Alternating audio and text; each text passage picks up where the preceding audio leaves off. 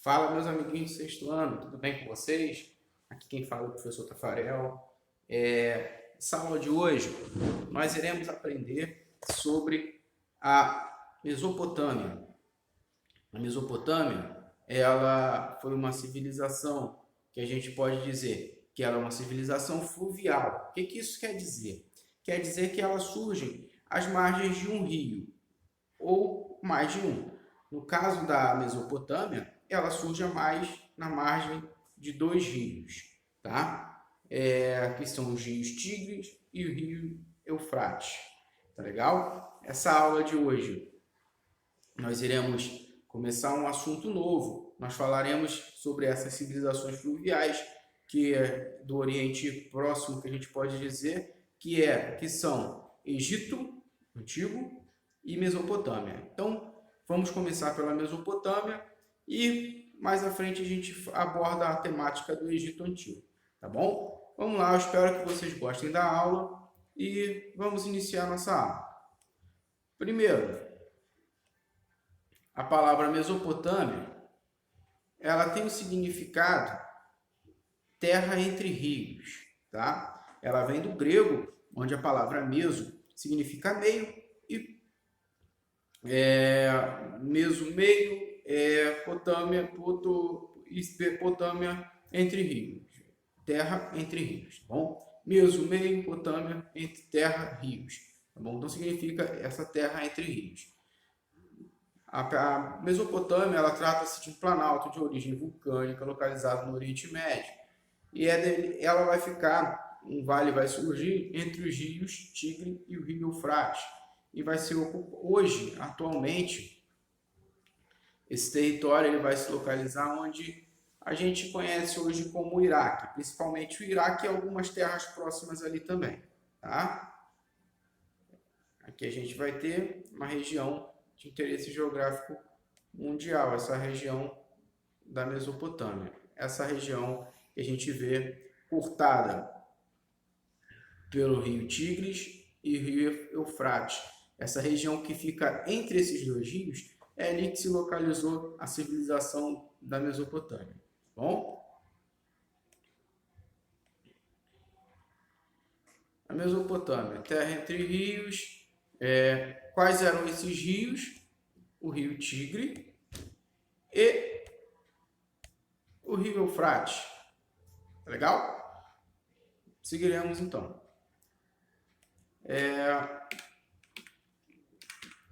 Uma crescente fértil, o que significa isso? Uma região de Oriente Médio, excelente para a agricultura, tinha o formato de uma lua crescente e o seu território possuía um solo fértil. Então, essa região que a gente conhece como crescente fértil, ela vai pegar a Mesopotâmia e o Egito. Reparem no mapa que vai pegar a Mesopotâmia e o Egito. Então, essa região, que é chamada de crescente fértil, ela vai ter um formato de uma lua crescente e vai abordar essas duas civilizações antigas, o Egito Antigo e a Mesopotâmia. A Mesopotâmia, ela foi uma região onde passavam muitos povos nômades, oriundos de diversas localidades. Essa terra fértil fazia com que alguns desses povos se estabelecessem naquele território. E assim surgiram as sociedades mesopotâmicas. Tá? Como assim? A gente lembrando lá da última aula de pré-história que a gente teve, que falou das povos do final do período neolítico, lá com a idade dos metais, onde eles começaram a se fixar em alguns locais, em aldeias, porque eles já sabiam a técnica da agricultura e a sedentarização, e isso possibilitou a sedentarização. Eles vão procurar se fixar às margens de rios, que são as margens de rios nessas localidades, elas tendem a ser mais férteis, tá? Aqui a gente vai ver quais foram os povos. Primeiro, foi a civilização suméria, depois os amoritas, ou os acádios, os hititas os elamitas, os cassitas, arameus, são alguns povos, tá?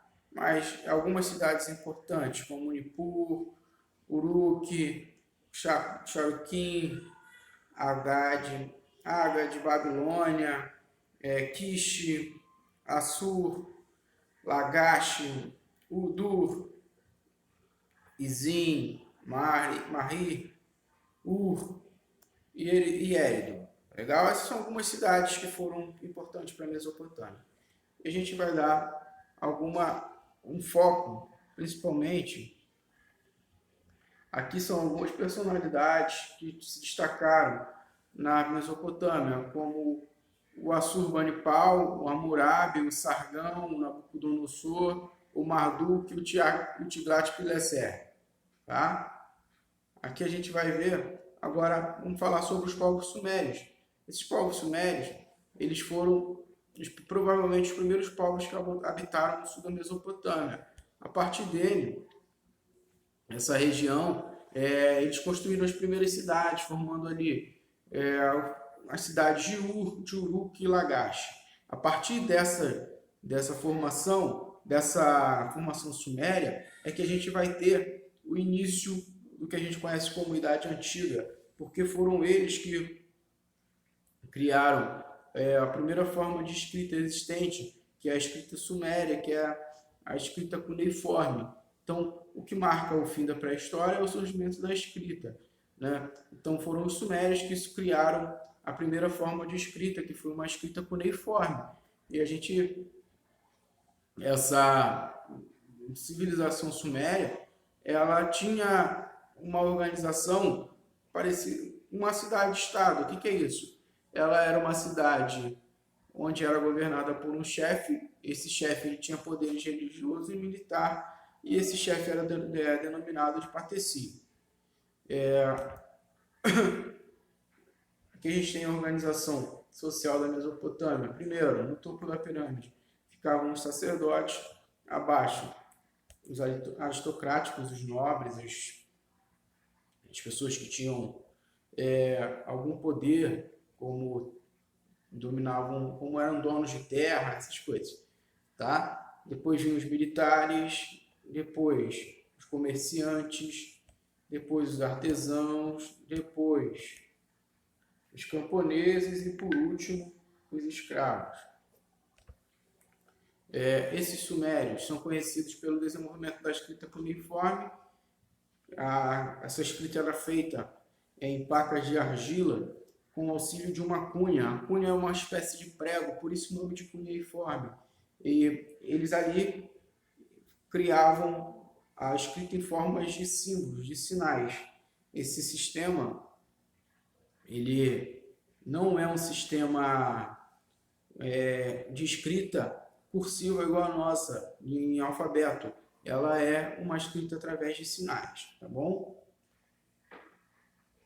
Aqui tem um exemplo de uma escrita cuneiforme. A gente vai olhar aqui para essa escrita cuneiforme e a gente vai ver como ela era baseada em sinais.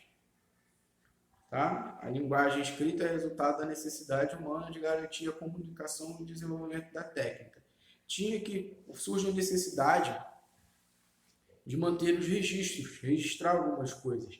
Não tem como quando se surge a cidade-estado, se surge um estado, tem a necessidade de anotar. Por quê? Vai se cobrar impostos de algumas camadas. E aí, como que vai anotar? Como que vai lembrar de cabeça todo mundo que pagou, que cumpriu com seus impostos? Não dava para lembrar. Então aí eles surgiram essa escrita cuneiforme.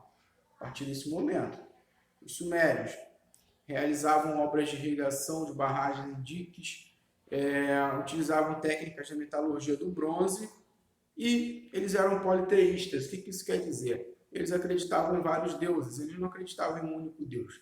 Aquele que acredita em um único Deus, ele é monoteísta, significa que ele tem a crença em um único Deus. Aquele que acredita em vários deuses, ele é politeísta, ele vem da palavra poli, que significa vários, e teu significa Deus.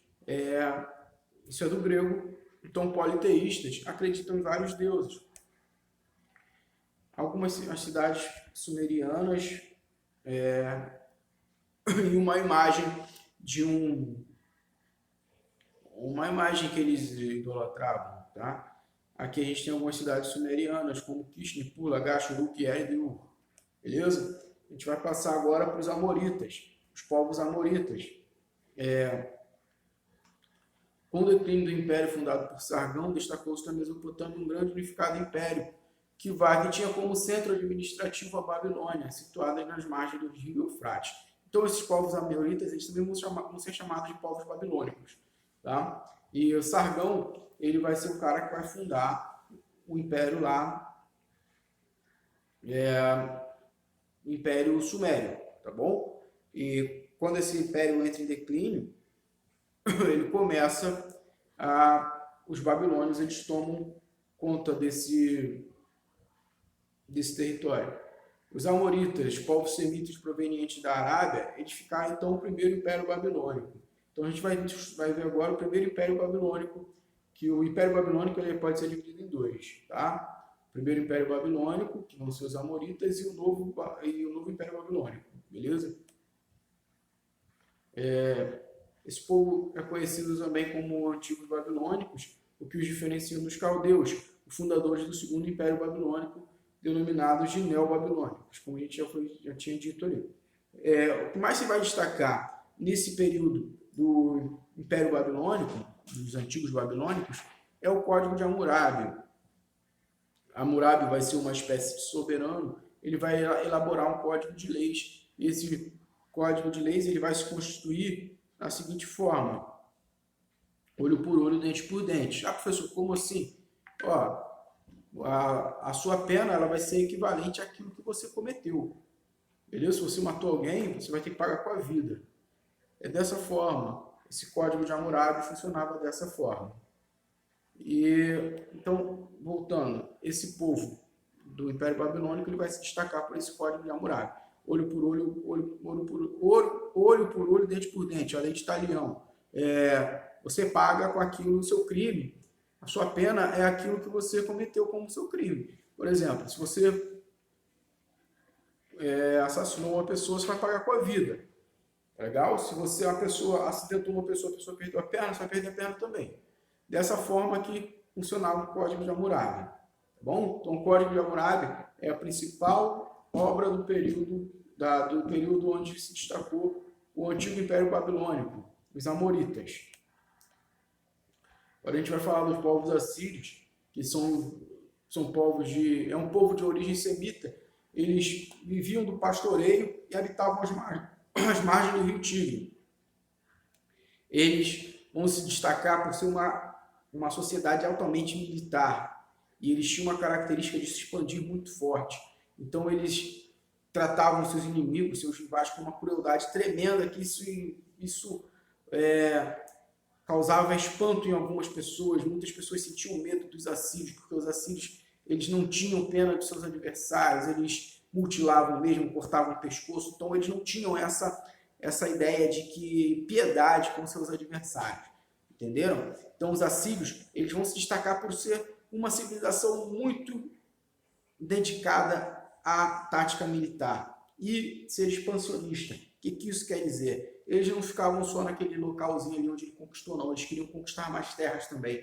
Então, isso que vai marcar a característica do povo assírio. Tá bom? As conquistas dos assírios vão chegar até o Egito Antigo. O centro administrativo do Império Assírio ele vai ser Nínive, onde foi feita a Biblioteca Real de Assurbanipal, com mais de 22 mil placas de argila, mais de 22 placas de escrita lá cuneiforme. Vão marcar, para a gente ter ideia, como que eles vão se destacar na ideia de expansionismo e tática militar. Eles vão conquistar uma das civilizações mais caracterizadas como forte da época, que é o Egito. Beleza? Aqui tem uma imagem da muralha assíria. O exército assírio era cruel, como eu já disse. Eles tinha como uma característica muito comum o alistamento obrigatório. Aquela pessoa era obrigada a servir o exército, um homem era obrigado a servir o exército. Ah, mas eu não quero servir. Não quer não? Então você morre. Você é obrigado a servir o exército. Tem que seguir o seu império. Beleza? Agora a gente vai falar dos caldeus, que são povos de origem semita que vai se estabelecer na Baixa Mesopotâmia no início do primeiro milênio. Os caldeus foram os principais responsáveis pela derrota dos assírios. O imperador Nabucodonosor foi o soberano mais conhecido dos caldeus. O Império dos Caldeus durou apenas 73 anos, depois foi incorporado ao Império Persa. Legal? Então, o Nabucodonosor, ele vai ser responsável pela construção dos famosos jardins suspensos da Babilônia e da Torre de Babel. Ele vai governar por quase 60 anos e após sua morte, os persas vão dominar o novo Império Babilônio. Eles tinham como base da sua alimentação a agricultura. Os povos mesopotâmicos todos tinham como base a agricultura. Eles eram politeístas. Eles também desenvolveram como a base da economia deles era a agricultura.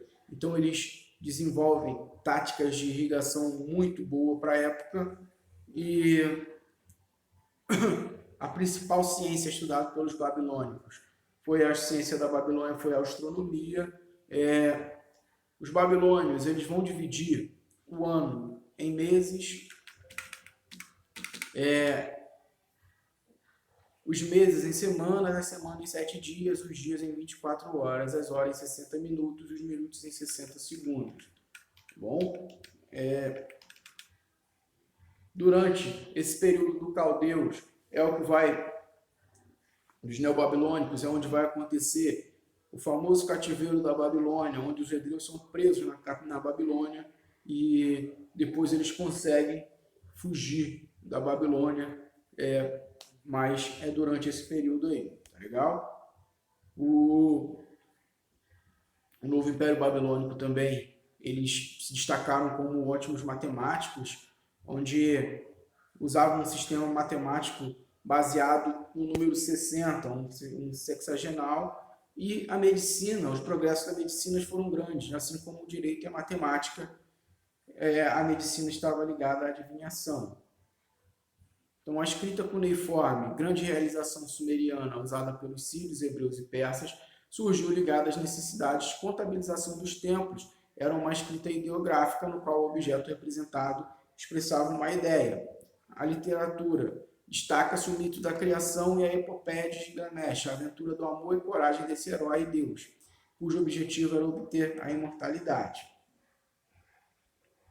O Código de Hammurabi foi até pouco tempo o primeiro código de leis que se tinha notícia, e é uma compilação de leis sumerianas mesclada com tradições semitas. Ele contém 282 leis, abrangendo praticamente todos os aspectos da vida babilônica, passando pelo comércio, propriedade, herança, direitos da mulher, família, adultério, falsas acusações e escravidão. Então, o Código de Hammurabi, ele é um código muito considerado como o primeiro código de leis existente na Terra. E aqui tem um artigo do Código de Hammurabi, artigo 25, parágrafo 227. Se um construtor edificou uma casa para um Avilum, mas não reforçou seu trabalho e a casa que construiu caiu e causou a morte do dono da casa, esse construtor será morto. Deu para ver o caráter de olho por olho, dente por dente, paga com a sua pena. A sua pena, ela é de acordo com o seu crime. O construtor, ele não reforçou a casa desabou, matou uma pessoa, então ele vai ser pago, ele vai ser morto com punição. E essa pessoa, ela não é qualquer pessoa não. O escravo, por exemplo, não tinha punição nenhuma, o escravo não tinha direito algum. Tá legal? Aqui tem uma imagem do Código de Hammurabi.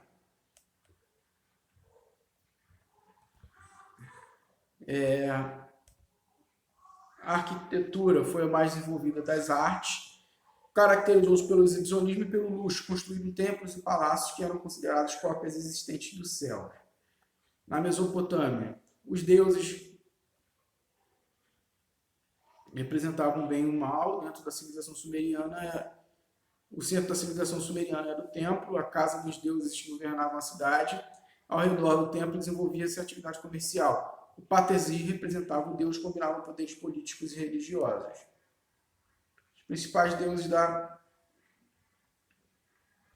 da civilização mesopotâmica: Anu, deus do céu; Shamak, deus do sol; Enlil, deus do vento e das chuvas; Marduk, deus protetor da cidade da Babilônia; Ishtar, deusa da chuva, da primavera e da fertilidade. Aqui ficou faltando eu falar de uma civilização com vocês, que foi a civilização Acádia, o Império Acádio. O Acádia, a civilização Acádia, ela vai ser marcada pela seguinte informação: ela foi a primeira civilização a construir um império. Beleza? Então, a primeira civilização a construir um império unificado foi o Acádio. Enquanto as cidades sumérias, elas se organizavam em cidades-estados. O que é isso? Cidades independentes umas das outras. O Império Acádio, a população acádia, ela é a primeira a formar um único império. Então a gente vai ter como os principais povos da Mesopotâmia as seguintes civilizações: Sumérios, os Sumérios que criaram a